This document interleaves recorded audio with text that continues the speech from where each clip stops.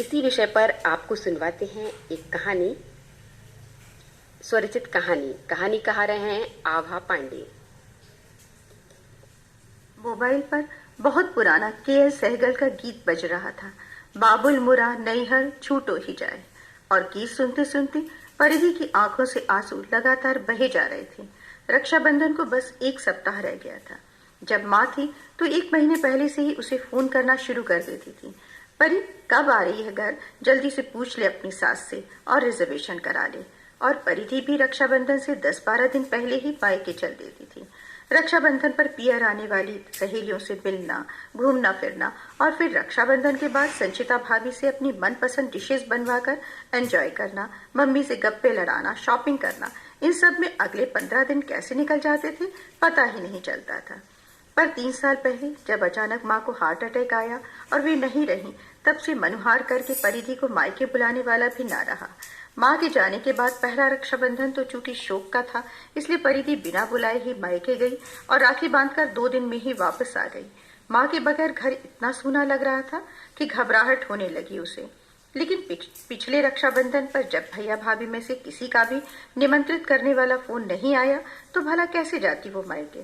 सुबह उसकी जिठानी सासू माँ से पूछ रही थी, क्या इस बार भी परिधि रक्षाबंधन पर मायके नहीं जाएगी?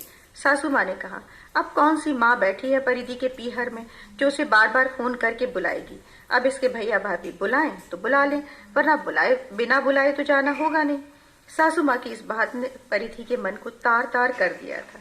तभी दोपहर अपने कमरे में आते ही उसके आंसू जैसे रुकने का नाम ही नहीं ले रहे थे। मणि और ईशु स्कूल से लौटे तो माँ को इस तरह रोते देखकर हतप्रभ रह गए। क्या हुआ मम्मा, क्यों रो रही हो? चौंक गई परिधि। अपने विचारों में खोई उसे पता ही न चला कि बच्चे कब स्कूल से आ गए। छोटा ईशु हंसते हुए बोला, अब ऐसा रोने वाला सैड सॉन्ग सुनकर तो कोई भी रोने लगेगा। पता नहीं मम्मा आज कौन सा गाना सुनने बैठ गई। कहते हुए बच्चों ने मोबाइल पर गाना बंद कर दिया। दोनों बच्चे तो कपड़े बदलकर ये कहते हुए चले गए कि मम्मा आप परेशान मत हो, हम दादी माँ से खाना ले लेंगे। पर परिधि को विचारों और यादों के भंवर में डूबते उतराते छोड़ गए। उसे याद आया उससे 3 साल बड़े शेखर भैया की शादी उसकी शादी से 2 साल पहले ही हुई थी।